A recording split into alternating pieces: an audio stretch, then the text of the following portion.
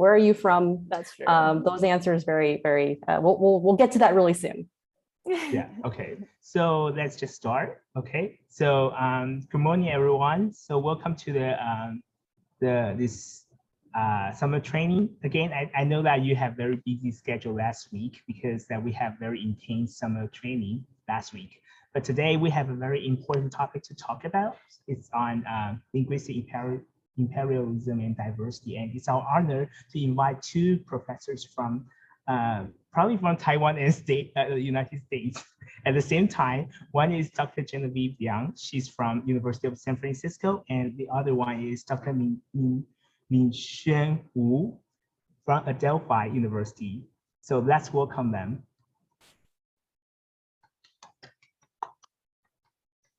Thanks for the very generous introduction, Kevin. I never know what to do when I'm like, should I clap for myself? Okay, so I will, Ming and I will be sort of tag teaming this presentation together. We're really excited to be in the space with you.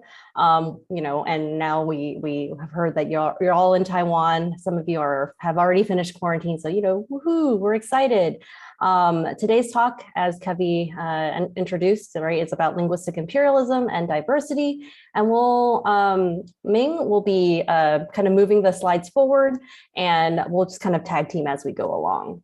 Right. So here on the slide, we have the kind of the breakdown of the agenda, right, and the kind of the time breakdown as well. So we'll kind of talk for about 50 minutes, 50 minutes, and then have a break and then kind of start up again. We'll do a warm-up poll to start to get to know you all a little bit better. I know there is a good number of you all here, and we're excited to get to know you a little bit better. We're going to talk a little bit about terms, linguistic imperialism. What is it? How does it relate to you and us as language teachers, and also folks broadly in the field of English as a foreign language teaching, which you all are all a part of now. And then thinking about our roles as teachers, as quote unquote cultural ambassadors, this idea of cultural fluidity, and also examining our own situated and intersectional identities, right? So I think this is really important. Both of us are involved in teacher training. For pre-service and in-service teachers, we've been in this field for a while now, and it's important for us to sort of think through this as you kind of jumpstart your teaching in Taiwan. And then we'll close the session today with debriefing. So you'll be put into small groups to kind of talk through, brainstorm some ideas as well. Okay. Mm-hmm. And then I think we're going to briefly introduce ourselves. So I think I'll segue into hello. My name is Genevieve Liang. I'm an associate professor of rhetoric and language at USF. I used to direct a program called Critical Diversity Studies. I'm currently also the director of Asian Pacific American Studies on campus. Cantonese is my first language. I was born and raised in Chinatown, San Francisco, Chinatown. And so I was a former ESL student. And so currently, actually, I'm in Taiwan. I'm in the beautiful city of Taoyuan. Beautiful. My internet is a little wonky, so depending if it's raining or windy, the internet tends to cut in and out. So if you can't hear me, Ming will pick up. But I'm on a Taiwan fellowship and doing research on humor in online discourses in Taiwan. And I'll hand the baton to my good friend and colleague Ming. Hello, hello from New York, actually. So thank you for all getting up earlier and attend this meeting. I know usually your meetings start at 9:30, but because of me, I'm in a different time zone, so you guys need to move this earlier. So thank you for that. So I'm an associate professor in TESOL and bilingual program at Adelphi University in New York. So I predominantly work with pre-service and in-service teachers who seek to get their advanced certificates in TESOL or bilingual extension. I work a lot with immigrant family and students, and my research touch upon Asian students' identity formation and development. So I also serve on the Fulbright Taiwan area ETA committee. So I probably read some of your proposals last year. So very, very exciting to be able to kind of see you arrive in Taiwan, and I'm gonna start a great year, I hope. This is one thing kind of special about me is that I am from Taiwan. I grew up in Taiwan. I received my education up to college in Taiwan. So I learned English as a school subject. So I learned English in middle school, and English has been my favorite subject, but throughout the process, I gone through the ups and downs, and we're gonna share with you about that in this workshop, hoping that you will get to understand your students' struggle a little bit more, a little bit better, and sort of just provide you with some insider perspective, and hopefully, again, that will help you adapt yourself better into this new context, but also better assist your students. Great, thanks. So what we have next, I'm going to drop this in the chat as well, a set of poll everywhere questions to kind of acclimate ourselves together. So thanks, Ming, for letting me share a screen. I'm just going to pull this up and you can start answering this question. I know this, for a lot of folks, this is a very complicated question. So, but maybe it's also easy. I don't know, right? So where are you from? So feel free to drop in the chat, not drop in the chat, drop on the map where you are from. So I see, okay, cool. And Ming and I will do a play-by-play of what we see. Ming, what do you see? Oh, wow. So I actually saw quite many of you guys are from the East side, the East Coast, right? We have some representation from the Midwest. Very nice. Mm-hmm. Nice. Cool. Excellent. Right. I see that folks are, predominantly on the US map, but other folks have sort of clicked outside of the US as well. So that's great. And yeah, feel free to spend a little bit of time to, find your location. I know the map is quite small, so you kind of have to zero in on where you want to. I saw Florida. Okay, cool. I see some California, I think, where California is. Right. Yeah, sometimes I want to add that where are you coming from? This would have some impact as to what kind of American culture you're going to introduce to your students. So keep that locality in mind as we move forward. Mm-hmm. Great. I think this gives us a good sense of, as a starting point, right? So, I'm going to move to the second one and activate the second question. All right. There's a yes/no question. I have taught English before in any capacity, right? So whether it be tutoring, or I used to be a high school teacher, or I have, mentored English language learner before. And if not, totally okay, right? So we see some yeses and we see some nos, right? It looks like so far about 3/4 of y'all have had some teaching experience. Mm-hmm. And I would say that even if you haven't, totally fine, because it has shown that one of the most important like a quality to be a good teacher is actually to be open-minded. So if you haven't, totally fine. Be open-minded to learn about your students, to learn about the school context. All this is gonna be much more important. Mm-hmm. And also to learn about yourselves, right? Yeah, exactly. Cool. All right. So I think this is almost the same number as last time we presented as well. So interesting. Right. All right. So we're going to move on to question number 3. Okay. Also agree, disagree, yes, no. My first language is English. If it were me, I would say disagree because my first language is not English. Yeah, sorry, that was seeming a little bit overly obvious. Okay, let's see. So we've got kind of 74% of you agree. Okay, no. 28, okay. I feel like a sports commentator right now. Okay, so we've got about 71% agree. Mm-hmm. And then about, 30% of you disagree.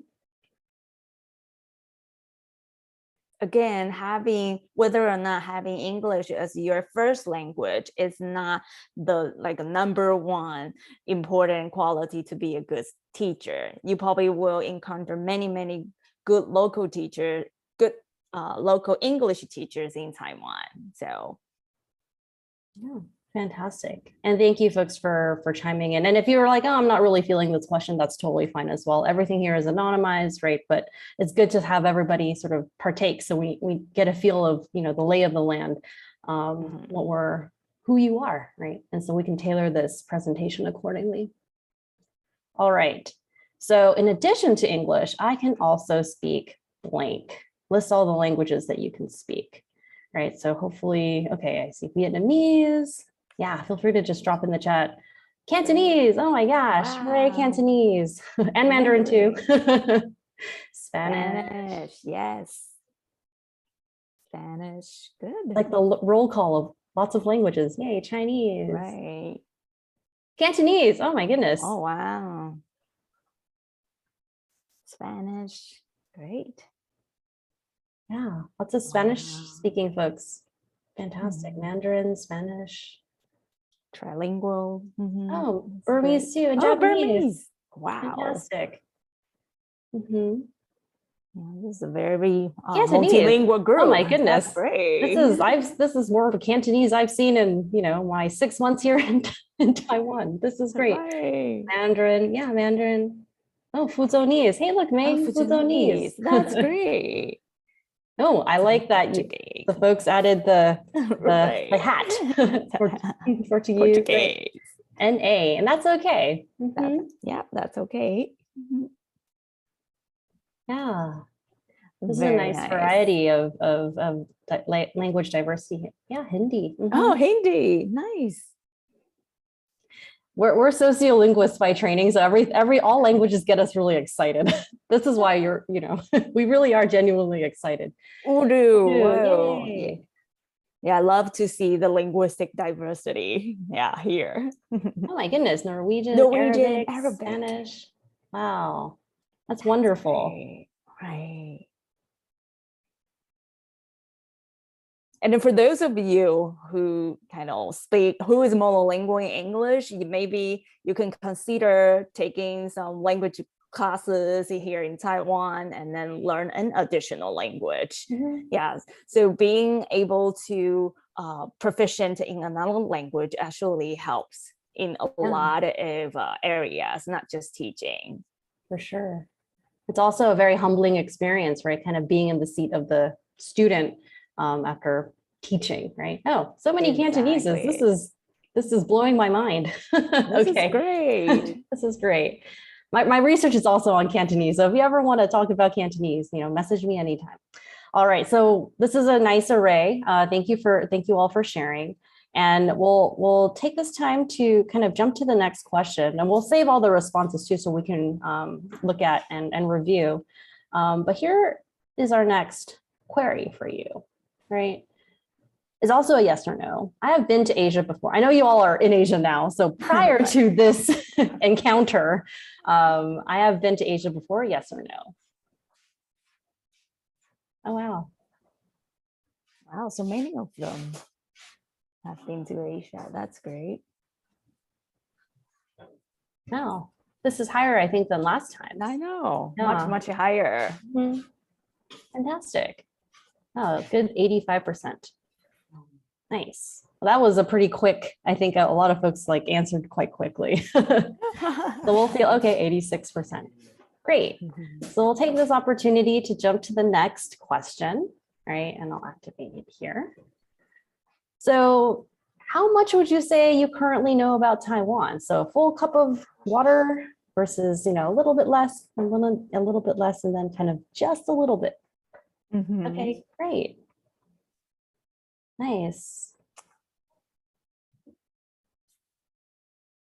I'm to be very honest, even for me, I sometimes feel like I'm still learning about Taiwan, because grow up in Taiwan at my age, I learn more about Chinese culture, the history in China, much more than the history in Taiwan. So for me, I'm still learning as well.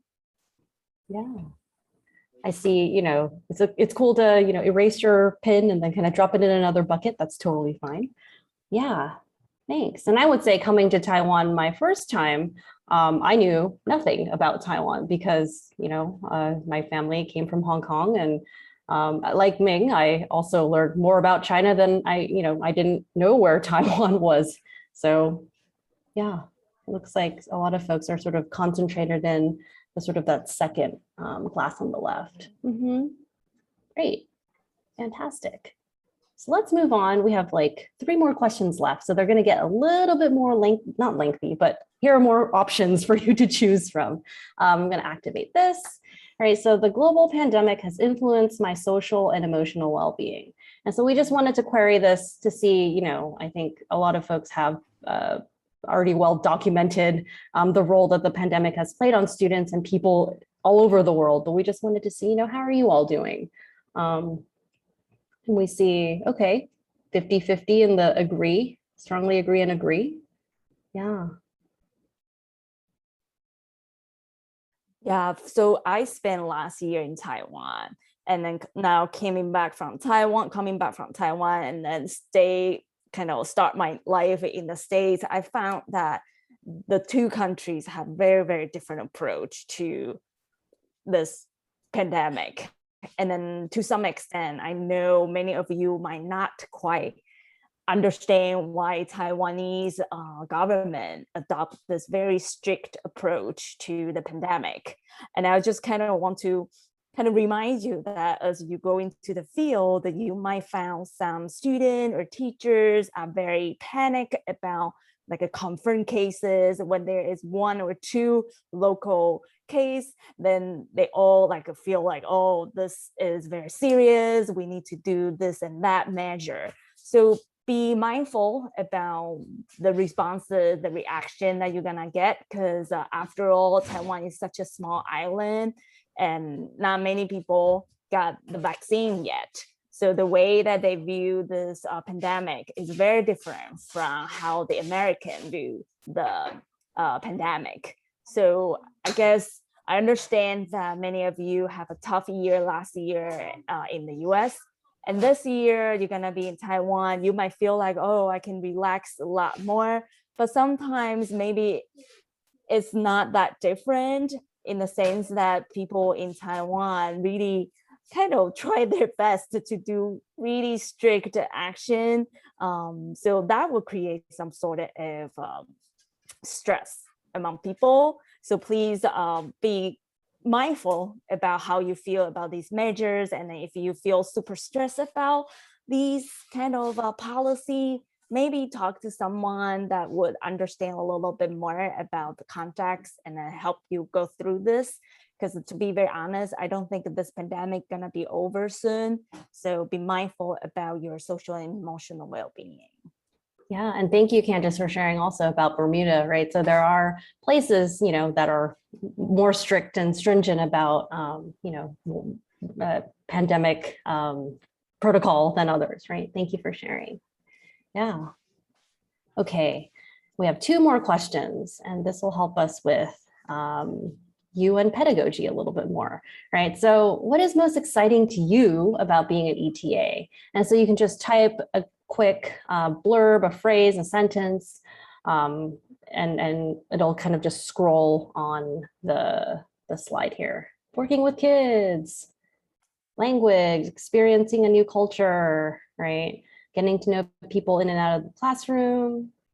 Yeah, community building, being in Taiwan, the chance to not only teach, but to also learn, right?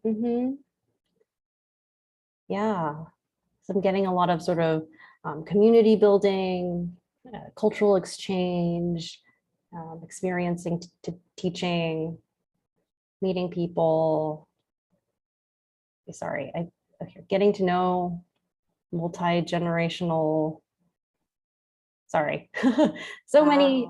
Oh, okay, Indigenous Austronesian history, right? Another educational system, learning, right? Working with kids, bringing the joy of reading. Yeah, literacy. Yeah. Getting to know a culture more similar to my parents. Yeah. Yeah, living and working in a foreign country. Yeah. Being a good representative of my country. Yeah. Eating the food. Oh my goodness. Yes, the food. Learning new teaching techniques. Yeah. Kind of honing in and crafting new ways of interacting and teaching. Yeah.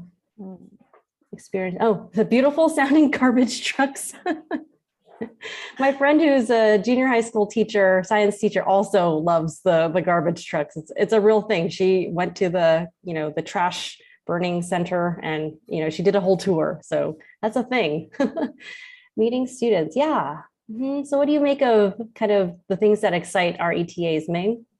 Yeah, no, I just kind of couldn't hold my laughter when I see that garbage truck, because my two girls, they grew up and they are raised in the US.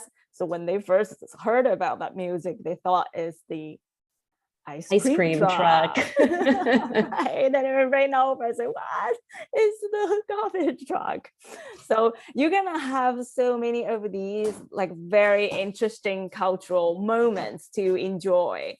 So when I read this, I just feel as excited as all of you. And then definitely the food. And then just to kind of remind you that some local dishes might have intestines that you don't eat. So be aware of that. Yeah. And then so for the food allergy, okay, so that's another thing to kind of start with, right?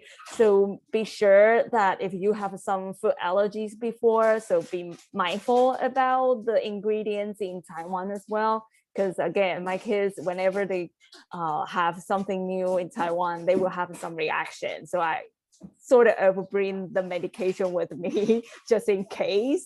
And this is just kind of not on your manual, but something to be mindful. Thank you, Mom. I feel like you're so mindful about your children's health. That's something actually I never even thought about. So thanks for bringing that up. Yeah. So our last question for you. So we asked about, what excites you. So the last question, I guess, understandably, is what's the biggest challenge that you foresee in teaching English in Taiwan? And this is an upvote question. So if you see a response that kind of resonates with you, you can upvote that or downvote it.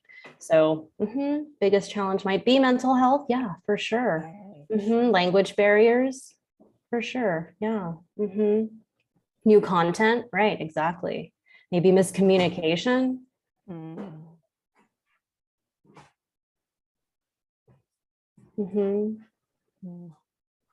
Not speaking any Mandarin. Yeah, making friends.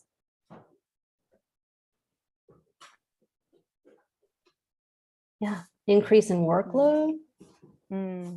Yeah, curriculum. So kind of the pedagogical stuff. Energy level. Right. Maintaining energy. Communicating with my school community.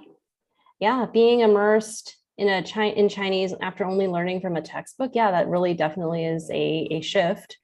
I did the JET program many years ago, having taken only Japanese classes in the university, and going to Podunk, Japan was a real game changer. My textbook knowledge did not help me that much.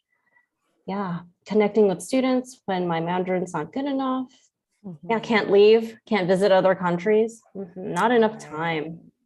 Acknowledging colonialism. Expectations. Yeah. Communication. Yeah, so I see kind of a cluster of sort of the pedagogical stuff, the communication stuff, maybe miscommunication and language. Full-time position in a foreign context. Yeah. Adulting. Homesickness. Right. Yeah. These are all very, okay, I see mental health actually tops the list. I think this is really important to acknowledge, right? That keeping mental health and acknowledging if, you encounter, concerns or issues to, be able to find resources and help and assistance in Taiwan. I think Fulbright also has a advisor as well to help. Right. And I think it's also very important to provide support to each other, because after all, you guys gonna know each other's struggle better, the best, right? So be there. Those of you who can speak a little bit of Mandarin, probably when you see your colleague needing help, you can help, you can kind of jump in and do a little bit of translation. Or for those of other colleagues who are more capable of navigating a new culture, remember to also offer some support to your other colleagues. So providing that kind of support is gonna be super, super important, especially right now we are still in the pandemic. So that kind of connection, I think, are gonna help you. Yeah, and thank you for folks for acknowledging kind of white privilege, and there was colonialism, and we are going to talk about some of these themes now. So thank you for nicely segueing into the next part of today's presentation. Ming, I'll take it back. You can bring it back. I'll bring it back to you.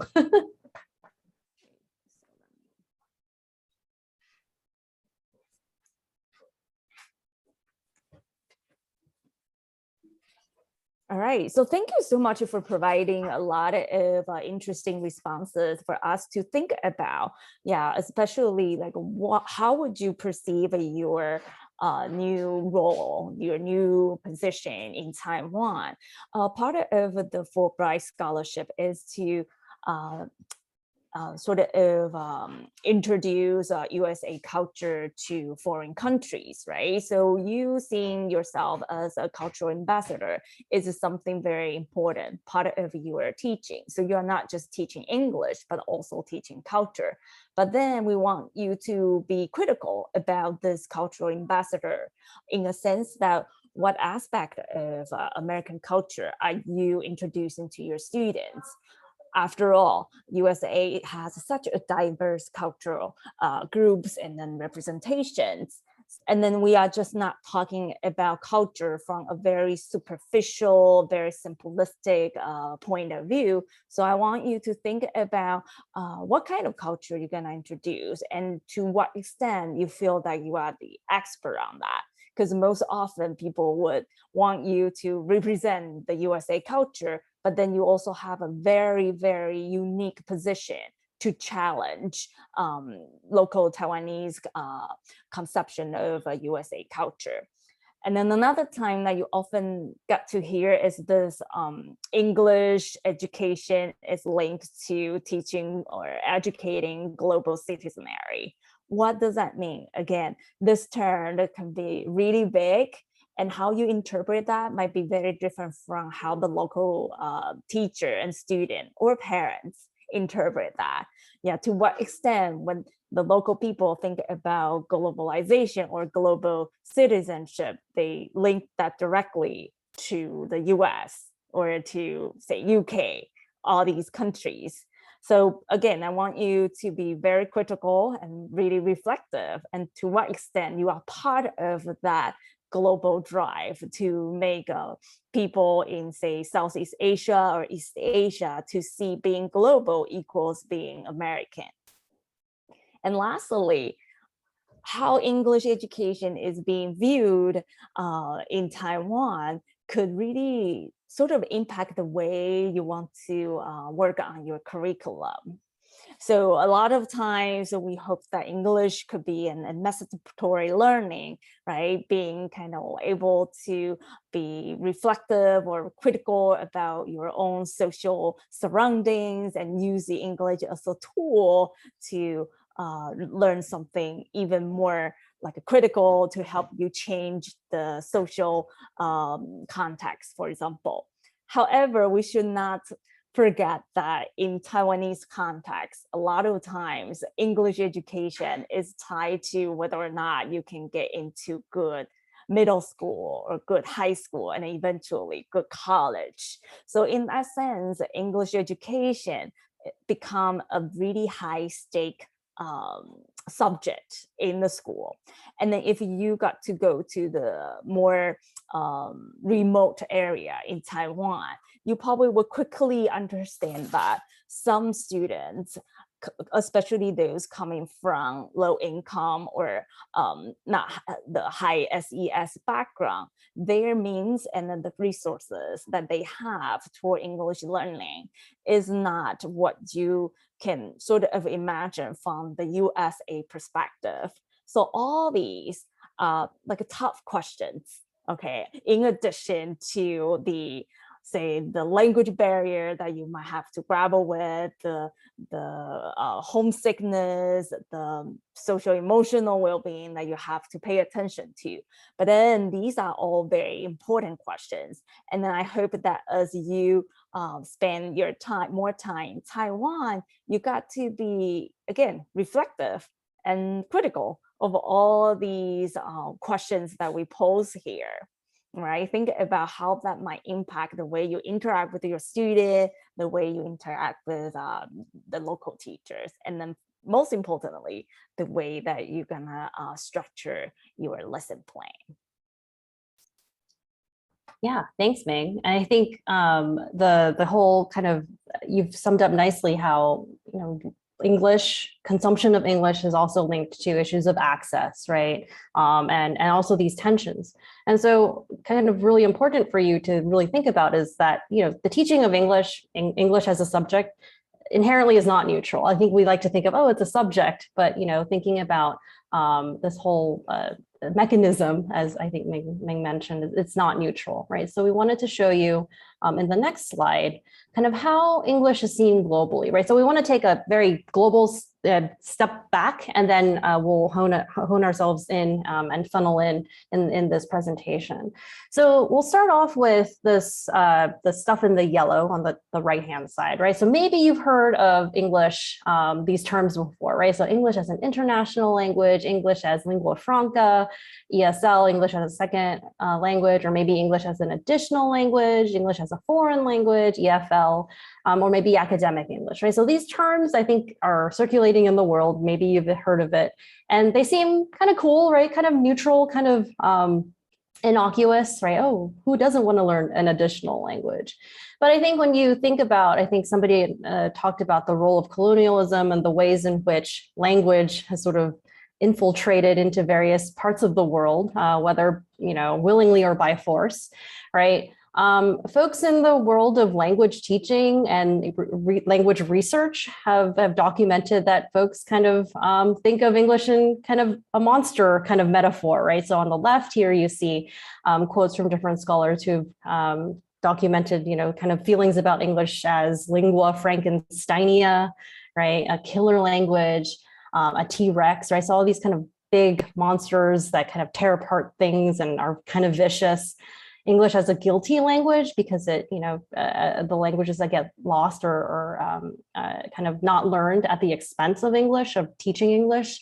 And I particularly like this last one, English as Hydra and thief, right? And I think this notion of Hydra, right, this monster, as you can see here with many heads, right? On one hand, it could be super vicious, but maybe another head is like less vicious. You know, maybe it does provide access to better schools and higher test scores or whatever. So that's one head that arises from this many-headed monster.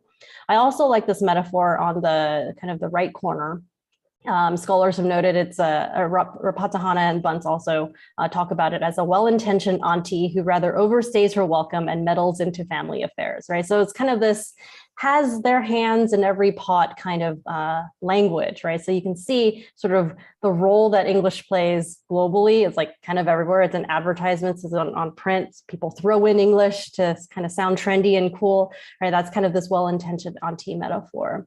And so I want you to think about that. So I'm not trying to say it's good or bad. I'm trying to kind of have you think about across the world, there are good and there are bad components about English and the teaching of English that folks in the world have documented. And a lot of these folks come out of post-colonial contexts as well, right? Documenting their love-hate relationship with English.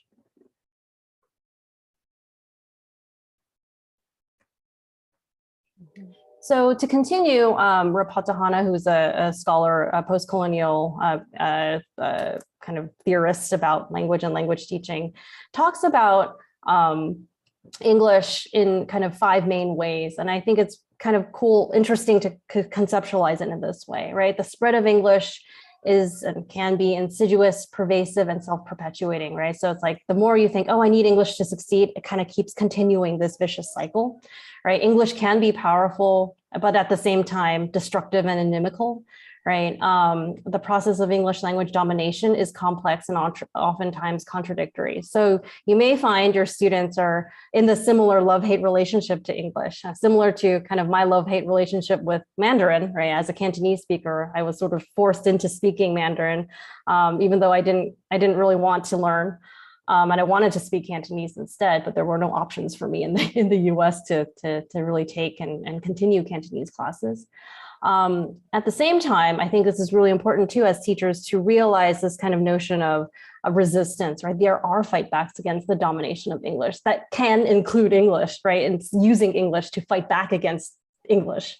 And so I think that tension is worth sort of thinking through and exploring a little bit more. Why is it that my students don't seem to like English as much as I like English or I like teaching English, right? And kind of examining and living in that space and not sort of denigrating students, like, oh, you need to be better students, right? Kind of exploring why it is that this is happening is super important. And knowing then we're not, pointing fingers at just English, English is not acting alone in its cultural thieving, right? It has accomplices. And English is not alone. So Mandarin could be considered one other kind of language that is a kind of a hydra and thief. Spanish, the various ways in which standard Spanish kind of gets talked about as well. And so I want you to think about this not just as an English issue, but as an issue of languages existing in the world, big languages versus smaller languages, minoritized languages, right? So I want to share this quote with you. Language in a society are not equally distributed in terms of power and prestige. And this is so true when it comes to English and big languages such as Arabic, Spanish, Mandarin, so on and so forth. I spent so many years, spent so much time, and I would say also spent so much money learning English. So when I first came to the States for my graduate degree, I feel like, oh my goodness, life is so not fair, because all of a sudden I met a group of people who sort of are very, very proficient, very well versed in English. And the fact that I couldn't express myself very well in English made me feel like that's just for all the money, all the year effort that I put into, it's still limiting my potential to be very successful. So think about that when you were in Taiwan and then you see your student not being able to converse well, express well in English. Sometimes you see them from a very simplistic point of view, seeing them not very sophisticated, maybe not kind of smart. But the thing is that the fact that all of you are coming from English speaking background says something. You guys have so many capital. It's not just linguistic or cultural capital. You have so much power to do something that can impact the student, how they view themselves. I still remember when I was in the States, one of the professor during my first semester told me that, oh, Ming, you are just like pretty much like one of the many international students from Asia who never spoke up in the classroom and seems to be like not having any opinion about the reading. And I feel that kind of stereotype is very hurtful, because it comes from someone who probably, I would say 90% monolingual. They have this idea that if you are not very well conversed, then you have nothing to say. But the thing is that, again, having the ability to express yourself in English just carries so much power and so much prestige. And you probably will see that, especially in the context of Taiwan. The fact that you speak English, people will think that you are smart or something. Another thing that I want to mention is about name. So people in Taiwan, when they learn English, they like to pick up an English name. But then from the USA perspective, they would feel like, why do you need an English name? You are losing your identity, or why are you doing that? But the thing is, I know it's comments like that is also a very Eurocentric, and I will say insensitive comment. Yeah, for us, for a lot of English learners, kids in Taiwan, having that English name means something, means that they are able to adopt a new identity that is so different from what they already have. And I still remember very clearly that when I was in college in Taiwan, I told my teacher, English teacher, because I'm in English major, I told one of my professor that I want to just go by Ming Shen instead of other English name that I have chosen. And that professor is from West Coast. I still remember he told me that, no, you cannot go by Ming Shen. Ming Shen is just too difficult for Americans to remember you. So you need to pick another name. So eventually he told me to pick Mindy, because that sounds kind of closer to me. So I was like, oh, okay. So I guess that's because Americans couldn't remember my name. So I'm okay with that. But then 2 years later, when I went to Illinois for my master's degree, my American professor again told me that, oh, why do you want to go by Mindy? Are you losing your identity? So I was like constantly in that identity crisis. Like Americans told me to go with this name, but not that name. And then 2 years later, yeah, the whole story changed.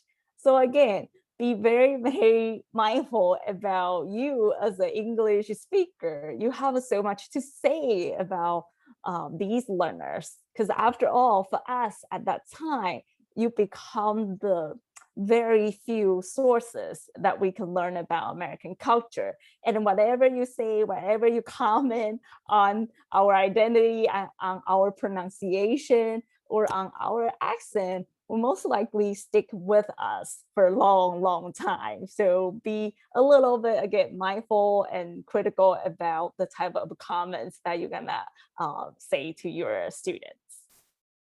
Jen, do you have anything to add? No, I just think, yeah, I thank you for sharing that story. And I knew a little bit about the Mindy history, but I was like, oh, that's not cool, right? And I think for your professors, they probably thought, oh, I'm just going to make this offhand comment. But, now look at it, it stayed with you for many, many years to come, right? It was such a solidifying moment for you. And I think about, younger learners who maybe listened in on this one thing their foreign teacher has told them, and that will kind of also stay with them for how many years later, right? And so, yeah, thank you for sharing that. And it's really something to think about as well. Great. So we're going to move on to next one. Is about, here are some statistics. Fewer than 4% of the world's languages have any kind of official status in the countries where they are spoken. So what does that really mean?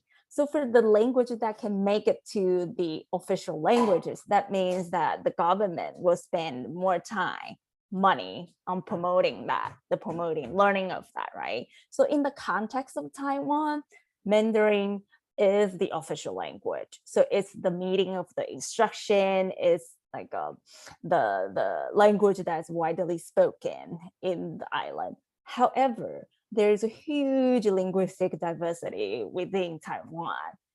Myself, I speak Taiwanese, which is also Holo. I also speak Hakka. And I got the opportunity to work with some indigenous groups in Taiwan. And many of these kids are coming from different tribes, which speak different indigenous languages. And very similar to the situation in the US. Some of these indigenous students have less resources, both financially and also I would say linguistically and culturally, to compete with students from urban schools.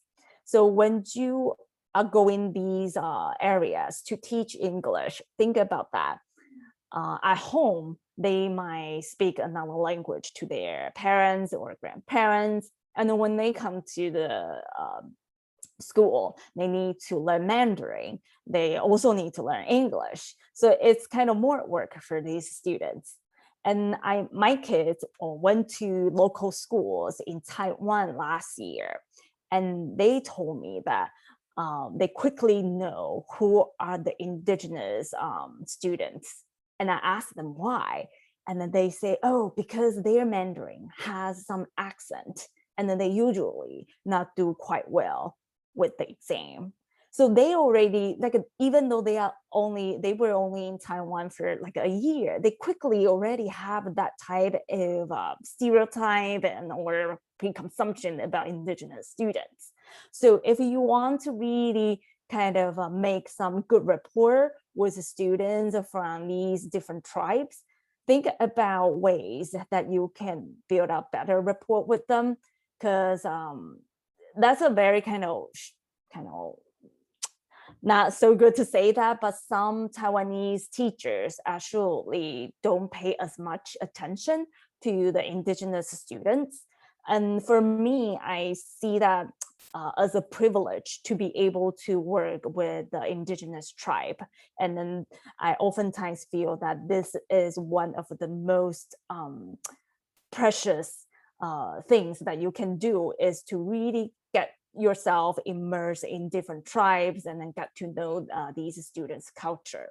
Okay, so keep that in mind, that Mandarin is the overarching, the most powerful language in Taiwan. But then a lot of times Mandarin really quote unquote steal the time or the resources for the parents to pass down other local languages.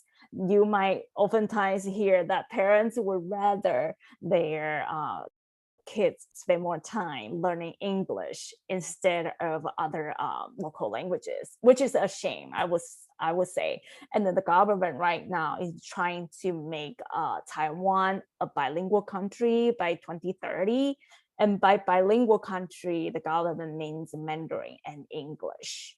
Right. So a lot of times you will see parents put in so much effort for their for their kids to learn English, and then try not to waste, quote unquote, waste their kids' time on learning the local languages. But if we think about the linguistic diversity around Taiwan, oftentimes your role is to quote unquote like stealing some time and resources for the kids to learn their local languages.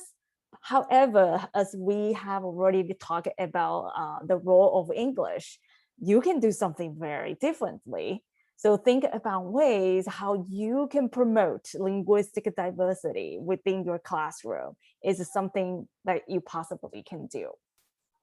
And then the second statistic here is that 100 largest languages account for 90% of all speakers. Yeah, this number is very alarming, actually. Yeah, because there are much more than 100 languages in the world, but many languages are dying. And some languages in Taiwan are also dying. Yeah, for Holo is also known as Taiwanese. It's considered second largest language in the island. However, many scholarly research have found that by next generation, probably nobody will be really 100, quote unquote, 100% proficient in Taiwanese. So you can see that this language is dying rapidly. So think about your role as someone who is teaching a very powerful language, where the majority of the parents, the teacher, the students are so eager to learn the language. What would be the repercussion for other languages? Yeah, thank you for sharing that. And I think before we kind of close for a quick break, right, I think also speaking to Ming's sort of comment about kind of the stealing back of resources and time for students to use non-Mandarin language or non-Mandarin and also non-English, right? Thinking about how we can kind of flip the script, right? So if it is that English gets privilege or Mandarin Chinese gets privilege, how are ways that we can sort of change what gets valued or valorized if your students are from Indigenous backgrounds or Hakka backgrounds or Holo backgrounds, right? So it is even from the, something as small as being interested, right, in Indigenous languages, or, oh, oh, you're a student who speaks an Indigenous language, tell me more, right? So this might actually be the first time a teacher shows deep interest, right, in your home language. And so that just like a small kind of glimmer of like, I'm interested, tell me more, can start off a larger sort of conversation about Indigenous communities and cultures and culture sharing, right? So let's take a 10-minute break, come back at 10:05, and we'll continue the rest of our presentation for you. Thank you for your attention so far. Thank you.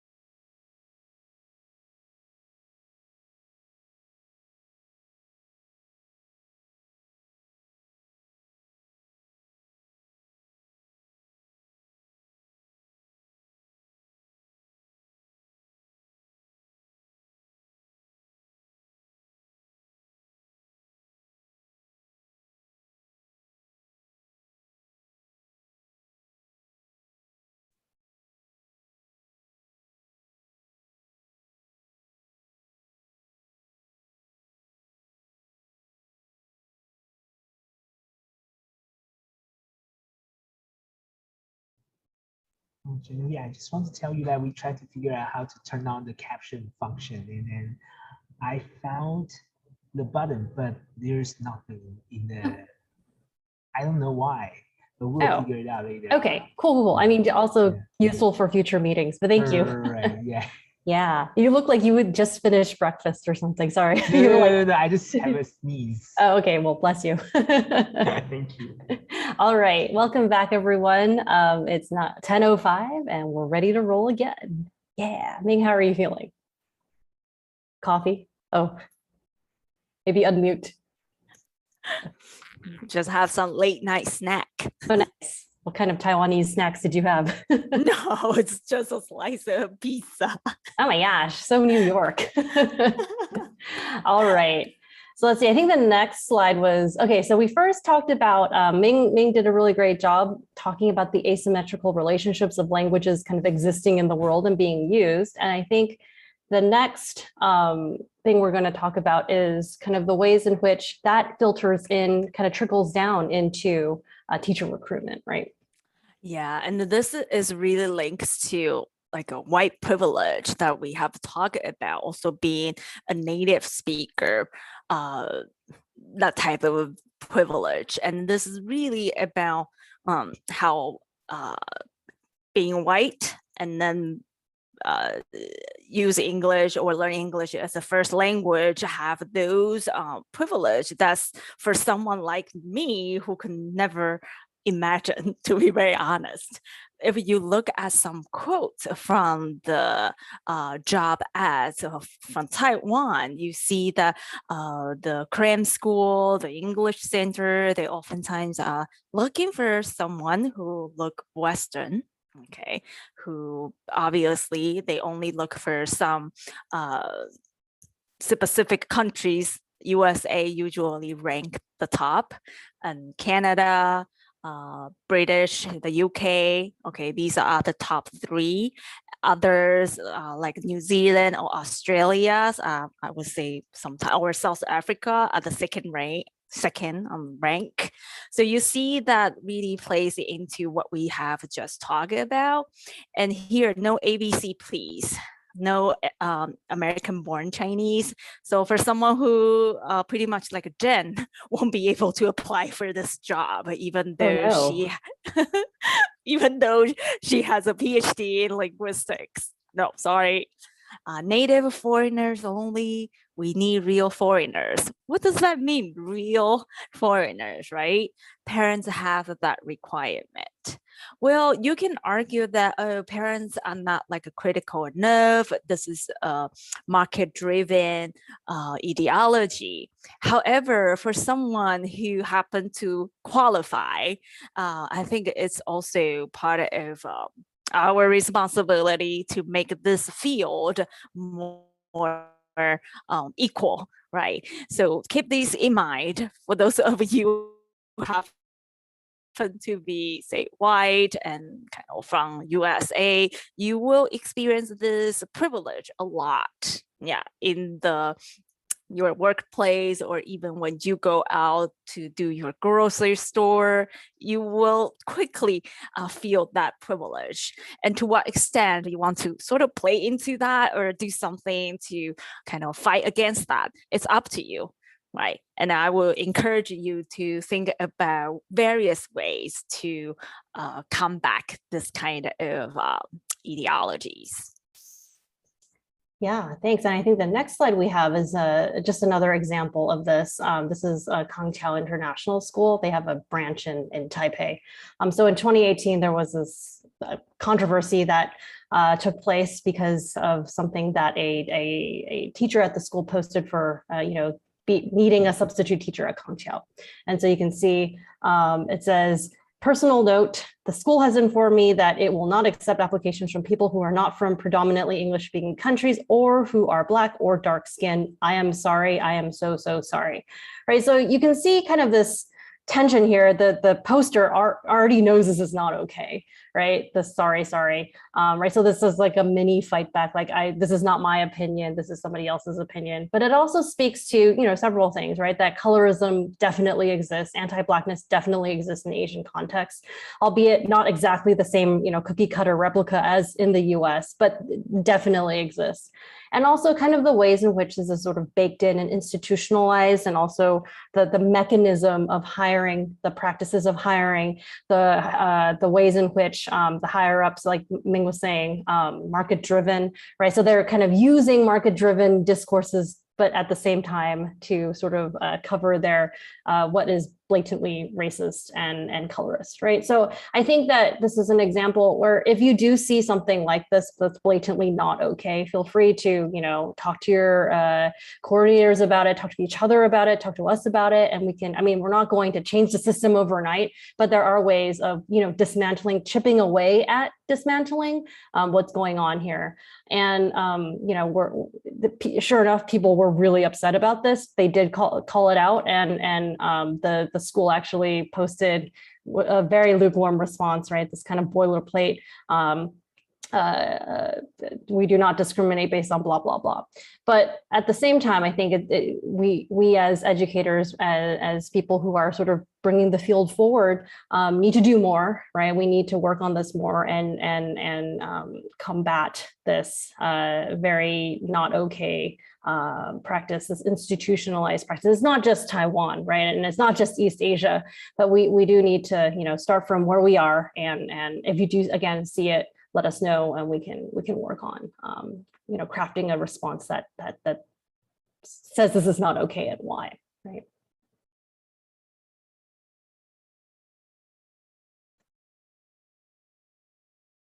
Unmute. Sorry. So the next slide talks about the intersectionality of our identities. In addition to like a race, nativeness, we also really need to look at other social factors that would influence the way we are being seen and how we see ourselves. And that would include nationality, racialization, and gender. So speaking of nationality, some schools, some cream school in Taiwan, they specifically look for British accent English. Right, so you will see that again, some accents are being prioritized over the other, and this would have something to do with the cultural capital as well. So be mindful about that. And in terms of racialization, the way that people of color are being racialized in the US is a little bit different from the way people see color in this country.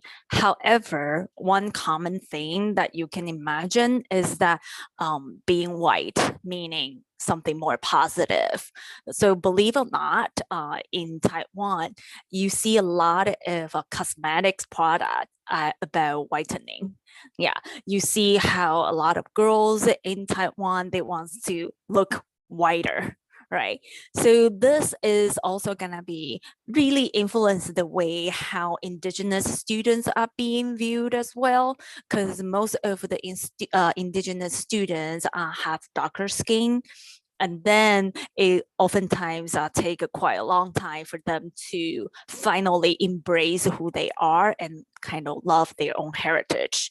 But in terms of teacher of color, okay, I want to highlight that in this conversation. Based on a lot of prior research on English teacher of color, oftentimes they talk about how they are being discriminated in the East Asia context because they are not viewed as someone legitimate. They are not viewed as someone capable, even though they receive their education in the US. for example. So be very, very prepared for that kind of a discourse. You might encounter some student or teacher might not regard it you as legitimate as your white colleague. How are you gonna grapple with that? Because after all, it will influence your social emotional well-being as well, because it's a huge emotional labor to go through these race talk, and it's a difficult context to be with. So be aware of that as well, because after all, not just we are not talking about teachers just in one category, whether or not you are from US, whether or not you are, say, from one cultural group. We are talking about teachers experience fluid privilege or marginalization.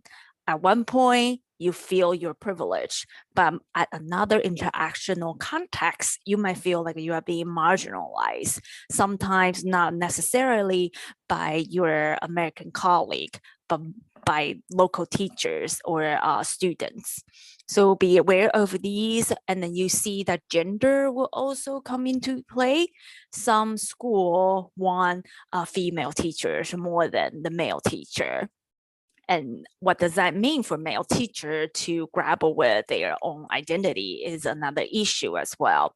So one very important thing that we can all do is to, again, share or show our support.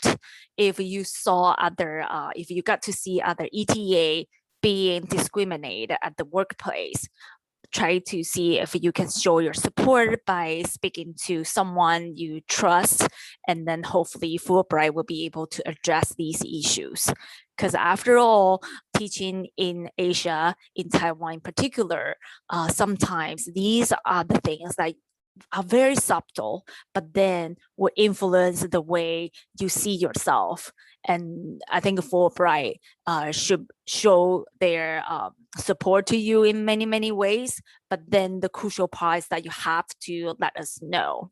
Okay, and other things that when it comes to talking about identity, people will also talk about abilities, mixed race identity, gender fluidity, class, and language proficiency. One thing that we found very interesting is that our some of the Asian American teachers might be questioned with regards to their language proficiency. It's not just in Taiwan, it's well documented in other countries like Japan and Korea. And so Asian American teachers, they are being questioned by the local agency about whether or not their English is authentic enough or is good enough to teach the local kids.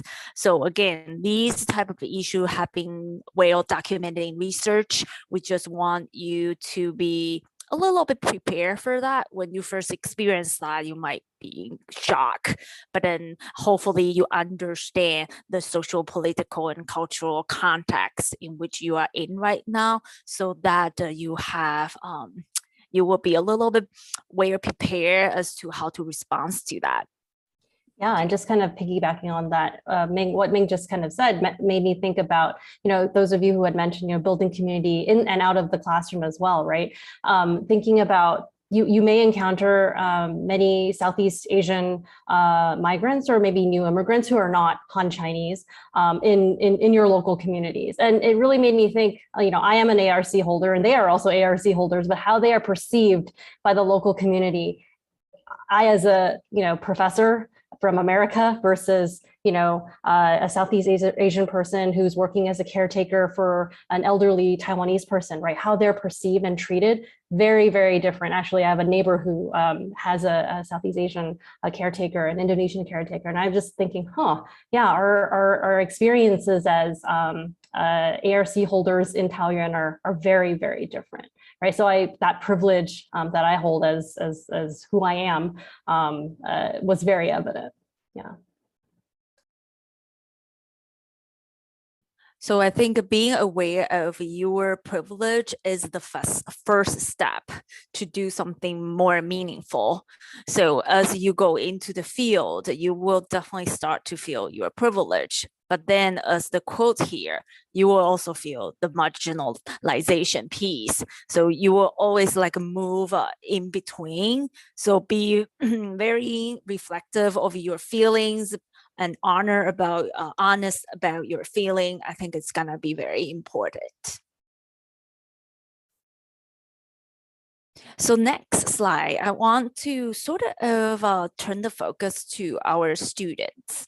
And I have found that Vades is a scholar from the US who have been doing a lot of heritage language research on Spanish communities in the US. She proposed these two notions, elective bilingual and circumstantial bilingual, to look at the students' trajectory as they become proficient in two languages. And I have found these two notions very, very helpful. So elective bilinguals are those who chose to learn and use an additional language. But that usually refers to students from monolingual English background, who usually from middle class background, who learn an additional language as like an asset. Circumstantial bilinguals are those who must learn or who use more than one language in order to function in their society. And here she usually talking about the second generation immigrant students who needs to become proficient very quickly. Otherwise, the whole family might not be able to function well. And immigrant kids, sometimes at a very young age, they need to serve as translator for their parents because their parents are not proficient in that language. So you can see that these two types of bilinguals become proficient in another language very differently, and think about the social emotional variables that might impact the way they learn the language and become proficient. And I kind of want to ask this question. So how do you become bilingual?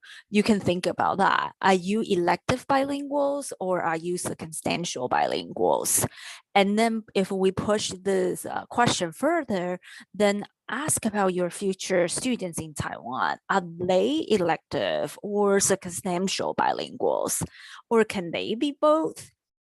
Sometimes I feel like I am in between. I'm sometimes regarded myself as elective, but then sometimes I feel like I'm circumstantial, especially when I was in the state doing my graduate study. I feel like I sort of must learn English or relearn English because what I learned back in Taiwan didn't well equip me for my life in the US.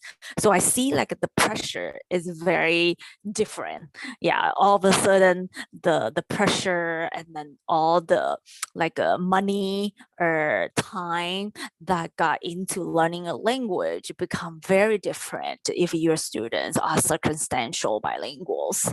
So think about that. When you meet your student, try to know more about why they need to learn language English, even though most often they would tell you it's just like a required subject in the class. You will quickly know that some students in your classroom act more like elective bilingual and some might act more like circumstantial bilingual. So how are you going to get them? Yeah, it's very, very important because after all, some kids might not hear English at all outside of your classroom. So knowing a little bit more about their background, about their motivations, all that various social variables would really help you design your curriculum and make it more effective. Okay. So context really matters. Yeah, that's kind of rule number one, right? And I want to kind of highlight this piece on racialization. So racialization can and does happen on both sides. Here, I mean, in the US as well as in Taiwan. Yeah, as you get to know Taiwan more, you will realize that Taiwan is influenced by American culture. To the extent that you will very surprised that kids in Taiwan watch a lot of Hollywood movies or TV shows. So they have been the way that they got to know English or American culture mostly through the mainstream media. Okay, so to some extent, they sort of immersed in the type of ideologies that you will found in the US, but then that got played very differently in the US, in Taiwan. So here I have a quote. It's very ironic.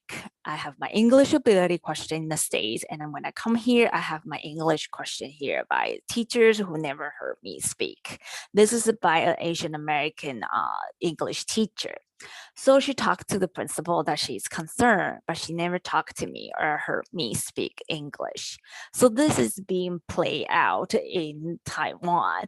It's very blunt, it's very kind of raw, because in the US you probably see like a race and racism plays out in very subtle way, but here in Taiwan you might encounter very kind of raw moment that you never expect that you will encounter in the US. Here, the second one, Korean American male teachers in Asia. So in Child 2012 article, it talks about how male Korean American teacher have that feeling of being liberated from the USA racial hierarchy, because the USA racial hierarchy usually have the white on the top, black kind of at the bottom, and then you don't see Asian American men being represented in this hierarchy. So while this Korean teacher, Korean American teacher feel like, oh, this is the first time I can really escape from that USA racial hierarchy, he feels like he also experiences some very unique discrimination that he cannot really express himself very well. So he occupied a new status in a more patriarchal society. To some extent, it sounds like he reached a new top position. However, he also mentioned that he doesn't consider South Korea as his forever home, because people still question about his legitimacy as an American English teacher. In other words, you see that intersectionality. It's not always just being nativeness, or it's not always just about whether or not you are white or other race. It's all coming together, and it will play out in a way that for some of these teachers, they feel it's very draining to handle these moment to moment, subtle and sometimes very kind of obvious discriminations. And lastly, the Black English teachers' experience are being documented in Charles 2017. It talks about how the Black English teachers in South Korea really have to combat students' racial stereotypes of Black Americans. So thinking about that, these moments actually came from the students that you are teaching. So it's sometimes very hard to grapple with that. How are you going to show them a very different picture of American society, of American culture, right? When you are being questioned not just by the teachers or the supervisor, but by the students that you teach. It's a very, very challenging and hard moment, difficult moment to deal with these type of very, sometimes very racist talks from the students. So be aware of that. Context matters. The more you understand how Taiwanese students and teachers perceive American culture, the better you will be able to handle these difficult moments.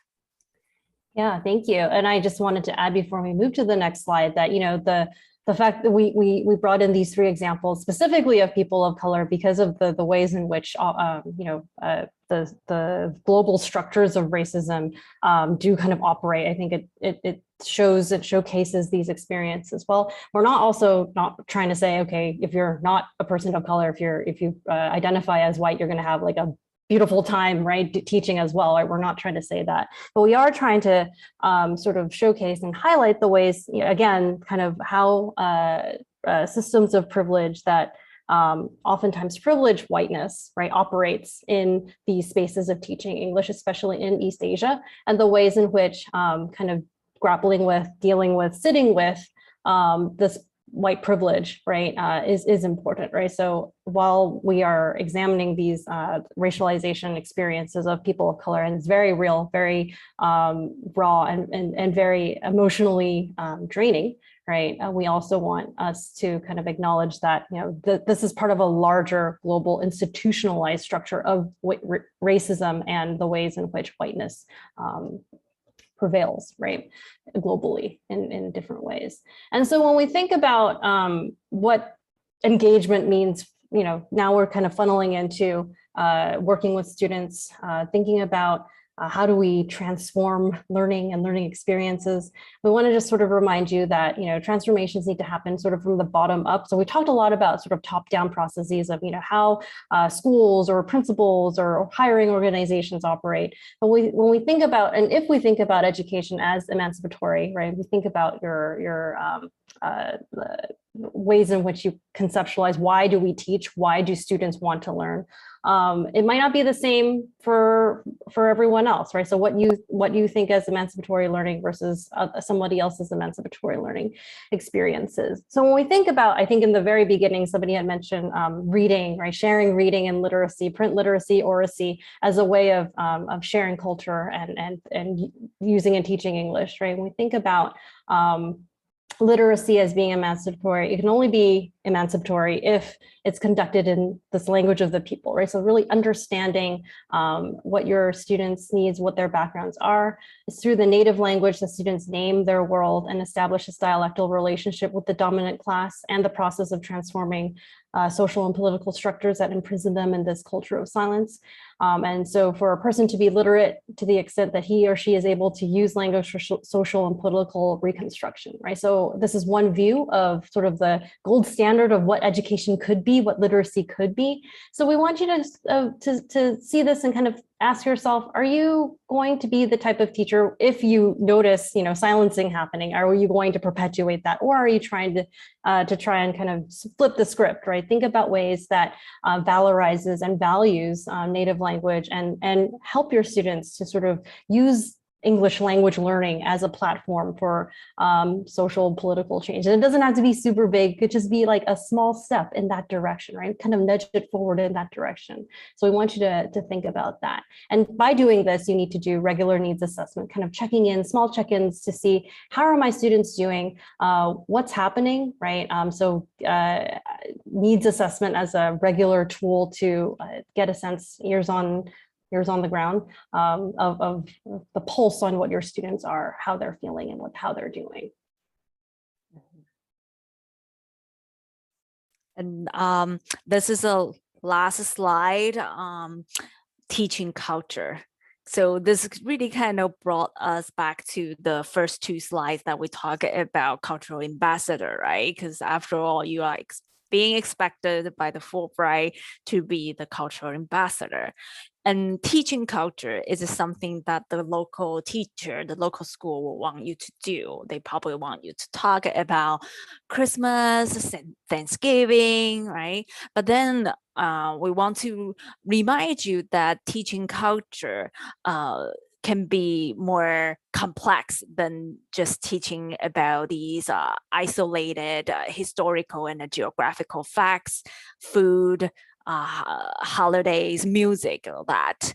Be a little bit more critical of how you're gonna teach culture and what aspect, what component of culture are you going to teach to your students. Because after all, you are probably the only quote unquote legitimate people that they think you can teach about American culture. So you actually have a lot of power as to what you decided to include in your curriculum. And we hope that you can choose to teach culture a little bit more critically. So even though Thanksgiving, okay, could be about fest, could be about food. There are various ways that you can teach Thanksgiving in a more critical way and sort of expand your students' knowledge about Thanksgiving, right? So here I have something from Banks and Banks. So this superficial representation of culture oftentimes reinforce a simplistic, monolithic ideology of dominant culture and dismisses the tension or struggles among groups. And I think this is especially true if you look at how holidays, how food are being taught in a lot of textbooks. Because after all, it has been shown and demonstrate that textbook are one of the major means to achieve kind of the quote unquote unity of a country, right? So if you see yourself as someone who gonna do something kind of different, something more meaningful, teaching culture is a way to start with. I will share with one very simple activity that I did. So last year when I was in Taiwan, I was invited to do a workshop with a group of elementary students. And of course, they want to know more about American culture. So during my first slide, I have a photo of famous people from the US. And I specifically try to include people of different race. And I asked the student to choose which one of the above they think are American. And not to my surprise, many of them only choose people who look white as American. So that becomes a very interesting teaching moment as to why Jeremy Lin, for example, is also American. So we start out some conversation, and then eventually the kids got ideas that American is super, super diverse, and not just white people are considered as legitimate or true American. So something like that, very small, very simple, but then you got to challenge their idea of who counts American. Right. And other things that you might consider include in your lesson plan would be the Black Lives Matter movement in the US, the gentrification, as well as the anti-Asian hate or the transnational adoptees here. So I will probably give another example about the anti-Asian hate happening in the US. Many students, especially those older students in high school, they read about that, but they didn't really understand the social, economic, and political context of that. So you as a teacher can start to introduce some part of the Asian American history in the US, and then how that happened and linked to the anti-Asian hate. So there are so many things that you can actually do, but then of course you're gonna do a little bit of more work because the textbook only gave you the very quote unquote kind of superficial representation of the holidays or food. So in order to teach some of these, you probably need to do a little bit more work on your part, but I would kind of give you a super big thumbs up if you decide to take this route. Yeah, and just kind of chiming in, thinking about, as you can see, San Francisco as the background, right? Those of you who are from the Bay Area, I mean, oftentimes as a teacher, you're kind of asked to explain, where are you from? And tell me about your hometown. And so oftentimes what gets kind of presented about San Francisco is, oh, Silicon Valley and, tech companies and kind of these, the very stereotypical representations of the Bay Area, right? But you can also sort of incorporate and think about the ways in which, technology, of course, bring it in if you want to, and you should, because students are probably curious about Apple and Tesla and things like that. But you can also think about ways in which bring in gentrification, right? And you don't have to call it gentrification if you're teaching lower level learners, but you can think about, what forces people to move, right? Movement of people from cities to smaller towns, and why. And so this kind of connection to movement and maybe displacement is not just a San Francisco or a Bay Area thing, right? So it goes from the location specific Bay Area and then uses that as an example to launch larger kind of conversations, learning moments for students to talk about bigger conceptual things that may be meaningful and less superficial than just what the textbook offers, right?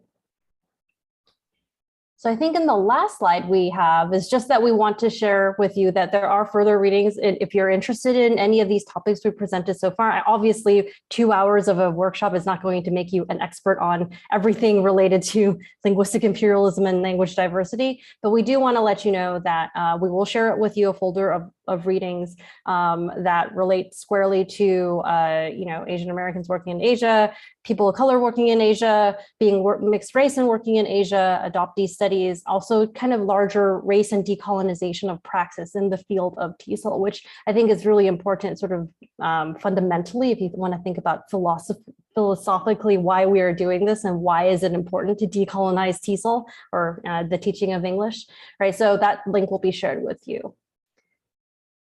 I think the last one is for you all to work amongst yourselves in groups. So Ming, I'll give it to you to sort of present the activity. Yeah, so we have talked a lot. Yeah, believe it or not, I taught a very similar course, but for us, it's a semester-long graduate level course. And Jen and I were trying to kind of unpack them in this 2-hour workshop. So I believe you feel like you need a moment to debrief what you have learned from this talk. So if you feel comfortable sharing, we hope that in the small group, you got to talk about these 2 questions that we propose here. So we are curious to know what is one action item you will take in pushback against linguistic imperialism and incorporating diverse voices or experiences as you prepare yourself for teaching this school semester. And I also want you to think about like doubts or concern that you still have teaching in Taiwan. And hopefully when we reconvene, you can bring them up. Jen and I hope to serve as a resource to address your doubts or concern. And we also just kind of curious to hear about whether or not you already have some action item that you want to do. So Kavi gonna help us to group you into 4. And you have about 10 minutes to talk. And then when we reconvene, yeah, feel free to share as a big group. Great, thanks. I think it's either Kevi or Jody will help open up the breakout rooms. I will do it. Sorry. Oh, thank you. I appreciate it. Oh, Kevi has just shown up you. on 2 different screens.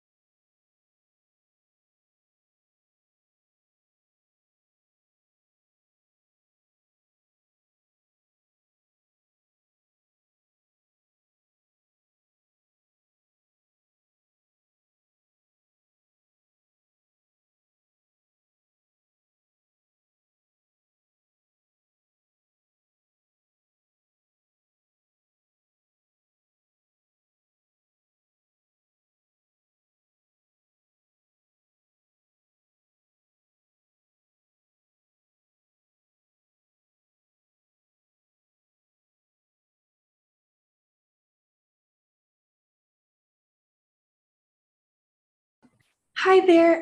I think somehow I got kicked out of the breakout room.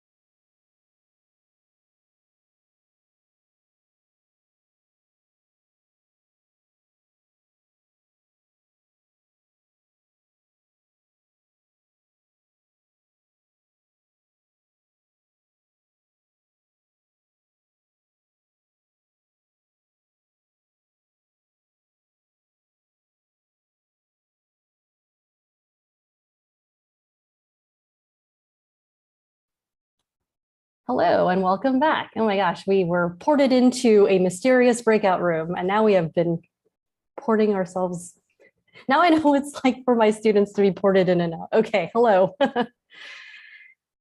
Welcome back. Oh, I see folks have cool backgrounds. It's nice to see everybody in like full gallery mode. Fantastic. All right, as folks are filtering back into the main room, we want to just welcome you back. Hopefully y'all have had a chance to at least chat a little bit, debrief a little bit. And again, Ming has just shown us the slide. We had kind of two main questions. You want to maybe, if you would like to share, please share. I think we now have about 53 folks in the room. We need about 80. So we'll give folks like 10 minutes or 10 seconds to sort of wrap up their conversations. I know it's abrupt to pull you all back. Okay, now we have 63. How do sports commentators do it? How do they buy up airspace? Yeah, that's so I don't even hard. know. Okay. Okay, coming back. Yay, People are okay. coming back. Fantastic. Okay, great. I think most of the people are coming back. So just kind of want to take the remaining time as the opportunity for Jen and me to hear what you have to talk about. So whoever feel free to share, you can talk just one of the things that you have talked or both. Yeah, we would really appreciate some of your like a feedback, like hear what you have talked. I see Carlo very enthusiastically had the hand really quick, so go for it.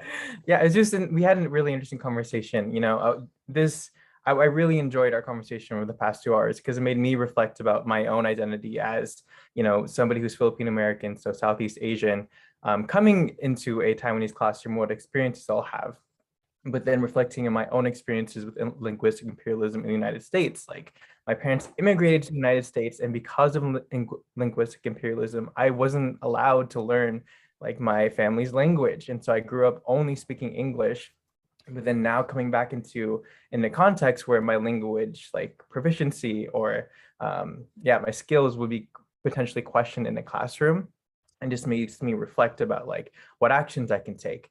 And what opportunities this may have. Like in my conversation with my small group, we talked about the potential of like my experiences, my background being used as an invitation to talk to my students about what languages they speak at home and how do we celebrate all languages and not allow for like Mandarin or English to become this, you know, superior language, and to, you know, again, invite a conversation that celebrates the different linguistic diversity that exists in the classroom. But the challenge is what actual lessons, what does that look like? And how do we actually create, you know, something that's engaging and meaningful? And I think that's a conversation that will be ongoing throughout the school year. Thank you so much for sharing that personal experience. Right now, I'm raising 2 kids in America, and it's hard, I have to say. I think by grade 3, they start kind of lose interest in learning my language. So I'm been trying really hard. So I kind of understand what you have been through. And I quite agree with what you said at the very last sentence. Like it's gonna be an ongoing process.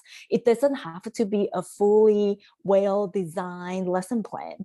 It could be like spending just 3 minutes at the very beginning of the class asking, how do you say this in your language? How do you say that in your language? Just to let the kids know that you show some interest in learning about that. I think that is so crucial, especially for a lot of kids. They might have not encountered someone who shows a genuine interest in their heritage. Yeah, and even I really like the idea of kind of taking those small moments and being able to say, oh yeah, let's use that to open up into larger spaces. And I think it really is sort of taking advantage of those small, it's being observant and it's being sort of really hyper attuned to your students and their communities and the local community, right? So it really does involve work, right? So thank you for, thinking about that and thinking through, the ways in which you could use your experiences as that stepping stone. Thanks. I see Tyler's hand as well. Yeah, so one thing that I'm really invested in doing with the students is like right at the beginning to make sure that they give me a name that they want to go by for the rest of the school year, whether it's their Chinese name or their English name. But one thing that I'm really nervous about, and this has happened before when I substitute back home, is making sure that I say their names properly. And I don't want them to think that I'm just like saying it wrong on purpose, that I really want to put in that effort to learn their names and pronounce it in a way that is good for them. So that way we can have like a level of respect and kind of open up conversations later on in the semester without them having to kind of like get nervous that I'm going to say something wrong. Yeah, thank you so much for highlighting the naming piece. It's excellent point that students should have the agency about how they want to be called. So even they feel like being called by their native name, I appreciate your effort to try to learn that. I think the students will eventually feel your genuine effort if you show that. So my name, for example, Shen, is very hard to pronounce, but every time when my colleague tries their best to say it right, I feel it. Yeah, so don't you worry that too much. Again, you are probably one of the very few teachers would make that effort. But yeah, as long as you show that, your student would definitely feel it. Yeah, and it also speaks to the need for teachers, us as teachers, to be vulnerable, right? That we don't always have to know everything to be effective or to show that we care to our students. And like Ming said, you know, students do feel it. I see Ayana. Yeah, Ayana, thank you. Thanks. Yeah, something we talked about in my breakout room was like, how do we present the complexities of US history and culture to young, especially elementary age children? And I think all of us felt pretty strongly that like, we often don't give kids enough credit for being able to understand really complex topics. And it's all about like how you're presenting that to them. And I think we were trying to brainstorm ways to do that. And some of the things we came up with were like, you know, like presenting things very much in the form of a story with like clear characters to hold on to, having pictures, like storytelling from like a children's book, especially because I think we're really lucky to have so many more storybooks, like children's books about things like racial justice and like critical US history than even when we were kids. And then also talking about like how to present things in like a really interpersonal way, because kids can really understand like sharing and like taking something from somebody or like, you know, getting in like a fight or having a conflict. And then we also talked about like, how do we also be honest and critical about our own personal experience and knowledge of these histories and like often the lack of personal experience and knowledge, given that like a huge part of the context of US history is that like the real US history often isn't taught in our classrooms, in our like, even in our college classes, and acknowledging the fact that like we are very much learning and unpacking a lot of things, even as we're presenting them to kids. Yeah, that really resonates with me, right? Kind of really thinking about what I also didn't learn in school, and then thinking about how do I catch up and how do I present that in a digestible way to my students, right? So it is acknowledging there are gaps even in our own knowledges, right? And then by filling it in, by slowly filling it in, by in community with others, other teachers, through, you know, reading and et cetera, right? That process needs to happen. And so, you know, again, it's a lot of work, right? It is a lot of work, but it's also rewarding and meaningful work. So I really also liked the ways that, you know, the strategies you were talking about, you know, the interpersonal ways, stories, kind of sharing, making things super concrete for students, because, you know, for young learners, grasping words like imperialism, right? You obviously don't use those words, but you can explain it in different ways that students really are able to latch onto, especially young learners. And Ming, sorry, I know you muted yourself or unmuted yourself. Go for it.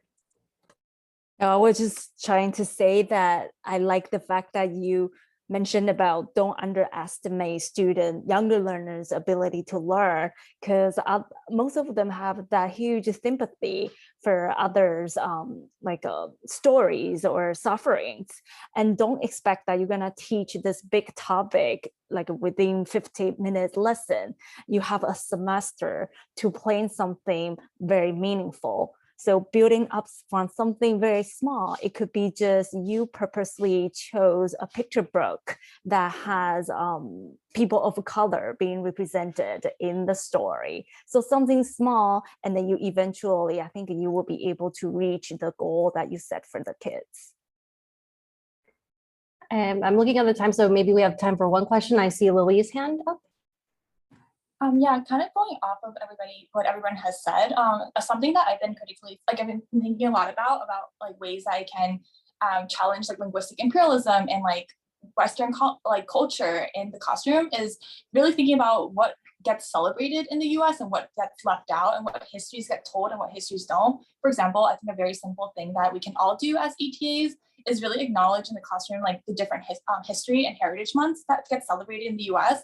For example, we have the Latinx/Hispanic History Month, which unfortunately I think passed. And then we have like Black History Month, Native American History Month, API History Month. And like, how do we incorporate that and like say like, okay, like these are actually like holidays. And like, we have a lot of stories that we can tell in these months to amplify the fact that like, what is like American history isn't just white history, because that's the thing that even when we were growing up in like elementary school, that's what we are like told to regurgitate. And now that we are older, we're like slowly even trying to like decolonize our own education. So kind of like using that as moments of like learning for the students and ourselves. And then also using that as a way to like build, like reach out to them and be like, okay, like what is your family history? Like, how does that make up like your experience in Taiwan? If you're like indigenous or like if you're a part of like different other like ethnic minorities, etc. So like using that as a way to like interconnect and show the diversity of like stories and challenge what is like the mainstream, I think would be really powerful. Yeah, I really like everything you've mentioned, Lily. And I think specifically kind of bringing in that, yeah, the history of the US it is way more complex than the superficial representation that if you look at any of your, I guess, language textbooks that in the classrooms that you'll be working with, right? It's sorely lacking a lot of these other stories, right? So I think there, like Ming mentioned, that's huge potential for you as ETAs, you as teachers to bring in those other sides, those, muted voices to your students' knowledge, right? And I think you have a lot of props and love in the chat as well from the comments that you made. Excellent. And I think for every one of you, no matter what is your background, just be honest with your experience and share your personal experience. That will just matter so much. Yeah, so don't you worry too much about whether or not you are capable of representing the USA culture. You definitely are capable just by being you, by bringing your own story and voice will matter so much. Yeah, and at the same time, also thinking of, and other ETAs have shared that they've done this, that, bringing in people from your social network groups, right? So your friends, your family members, like here's who my family is, right? And really showcasing your personal experiences to your students, because that is something they can latch on. You're the human that's like in front of them teaching them. And so those stories are what, those lasting moments that they'll remember moving forward.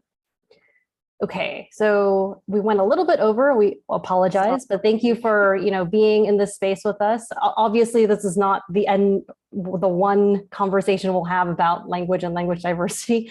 We will be back and hopefully touch base with you and see the great things that you've done in your classrooms. So we're excited for you. Good luck and have a great rest of, I think, the day. Thank you. Thank you, Genevieve and me. So yeah. So if you have more questions, feel free to send email to them. I think that's the last slide. Sorry. Oh. Oops. Oh yeah, we do have one slide. Yeah. Oh dear, we always forget this.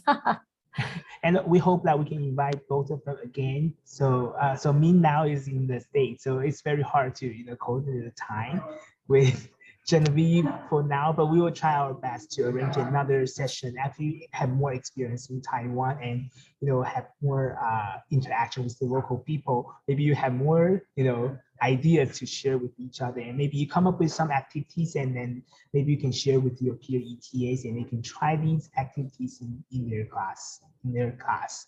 Yeah, so that's it for this session. So thank you everyone's participation, and we will see you very soon. Bye. Bye.